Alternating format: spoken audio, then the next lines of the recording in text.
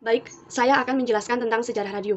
Awal perkembangan radio ditemukannya gramofon atau fonograf oleh Thomas Alva Edison, salah satu ilmuwan dan pengusaha yang paling berpengaruh dalam sejarah, yang berhasil menemukan fonograf di tahun 1877.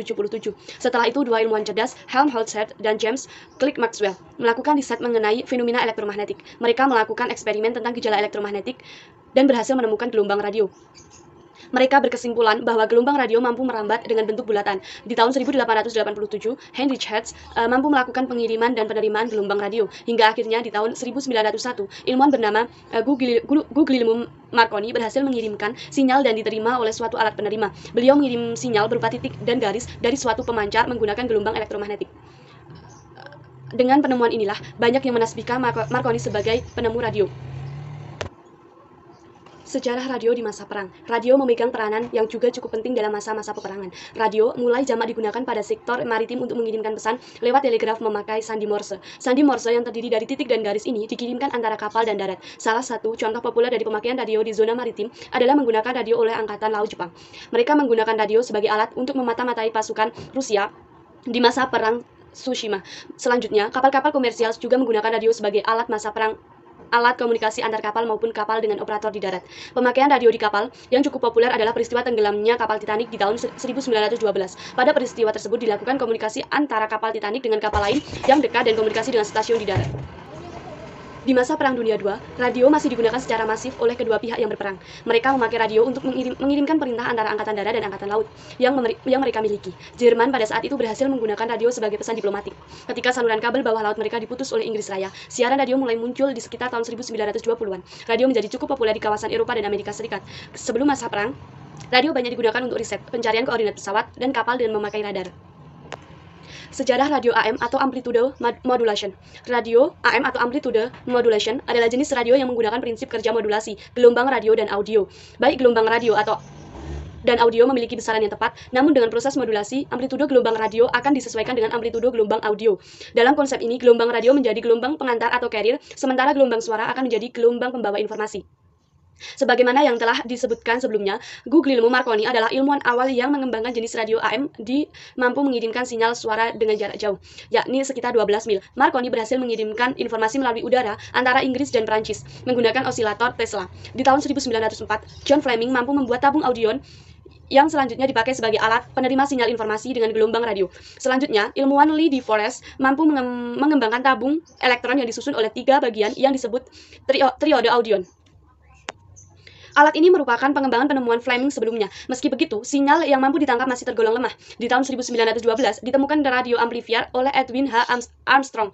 Sebagai solusi dari masalah ini, radio amplifier mampu memperkuat gelombang radio dan menangkap sinyal radio dari transmisi elektromagnetik dan memberikan sinyal feedback dari tabung. Proses ini mampu memperkuat sinyal sebanyak 20.000 kali per detik. Suara yang dapat ditangkap oleh receiver menjadi lebih kuat dengan penggunaan amplifier ini. Penemuan Armstrong ini juga merupakan salah satu tonggak penting dalam sejarah radio di dunia. Saat ini, amplifier masih banyak digunakan dalam teknologi sehari-hari di pesawat radio yang kita gunakan.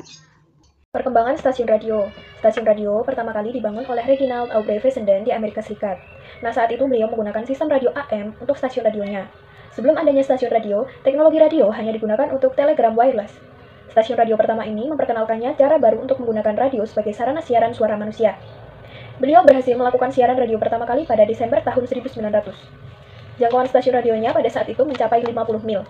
Setelah ditemukan radio FM, dibuatlah stasiun radio FM pertama oleh penemu radio FM itu sendiri, yaitu Armstrong. Kemudian pada periode akhir 1960, barulah stasiun radio FM berkembang pesat di Amerika Serikat. Saat itu terdapat hampir 2.000 stasiun radio di seluruh Amerika. Kemudian sejarah radio satelit. Setelah zaman radio AM dan FM, muncul jenis radio satelit. Radio ini mentransmisikan gelombang radio memakai sinyal digital. Sinyal digital ini berbeda dengan sinyal analog pada radio AM dan FM yang bersifat kontinu. Keunggulan dari radio satelit ini adalah mempunyai kemampuan jangkauan yang sangat luas dengan memanfaatkan teknologi satelit. Meski begitu, penerima sinyal radio ini harus menggunakan perangkat yang bisa menerjemahkan sinyal digital tersebut. Radio satelit juga memiliki keterbatasan pada penghalang satelit pemancar. Sinyal radio sulit untuk ditemukan pada tempat yang memiliki kategori penghalang seperti gedung tinggi dan terowongan.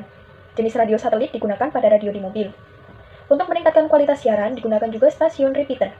Keuntungannya adalah kualitas suara yang dihasilkan tentunya akan lebih baik dibandingkan dengan radio AM maupun FM. Radio satelit menghasilkan suara yang jernih, hampir tanpa noise. Meski begitu, radio satelit masih terbilang mahal karena perangkat yang digunakan mahal dan mengharuskan pengguna berlangganan untuk menikmati layanan radio satelit. Sejarah radio HD atau High Definition. Radio berdefinisi tinggi atau HD merupakan jenis radio digital yang prinsip kerjanya menggabungkan radio analog dan digital. Dengan konsep radio HD ini, stasiun digital dan stasiun analog bisa berbagi frekuensi yang sama dalam satu waktu. Dengan kondisi ini akan lebih banyak konten yang dapat disiarkan ke publik pada lokasi yang sama. Dan hal ini tentu akan menjadikan efisiensi dari siaran radio itu sendiri. Dilihat dari segi kualitas, radio HD memiliki kualitas suara yang sama jernihnya dengan radio satelit. Keunggulan dari radio HD, layanan yang diberikan tidak berbayar, layaknya radio satelit. Namun sama seperti radio satelit, radio HD membutuhkan perangkat khusus yang mampu menerima sinyal digital yang ditransmisikan.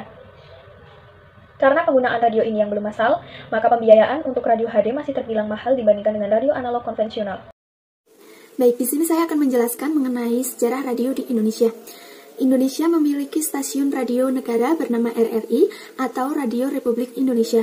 RRI didirikan pada tahun 1945 oleh para tokoh perjuangan yang juga aktif mengembangkan stasiun radio di zaman penjajahan Jepang. Abdul Rahman Saleh adalah pemimpin umum RRI yang pertama pada saat itu. Kita mengenal RRI sebagai Kantor Berita Indonesia. Meski begitu, stasiun pertama di Indonesia bukanlah RRI, melainkan BRV atau Batavia's Radio Vereniging di Batavia, sekarang Jakarta.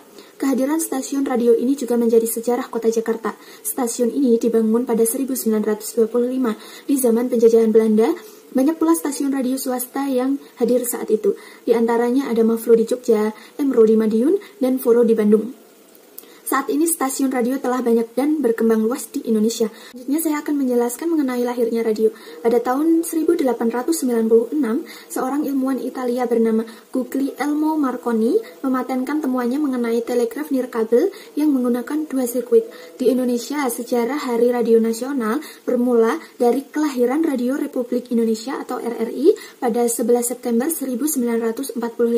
Maka setiap tanggal 11 September diperingati sebagai Hari Radio Nasional atau Hari RRI. Pada Rabu, tanggal 11 September 2019, ucapan Selamat Hari Radio Nasional bahkan menjadi salah satu trending di Twitter. Yang selanjutnya adalah karakteristik radio. Yang pertama, auditif. Radio adalah suara. Radio is sound. Radio adalah media dengar, yang artinya radio adalah media yang dapat dinikmati dengan cara didengarkan atau melalui suara. Apapun yang ingin disampaikan melalui radio haruslah berupa suara atau harus disuarakan.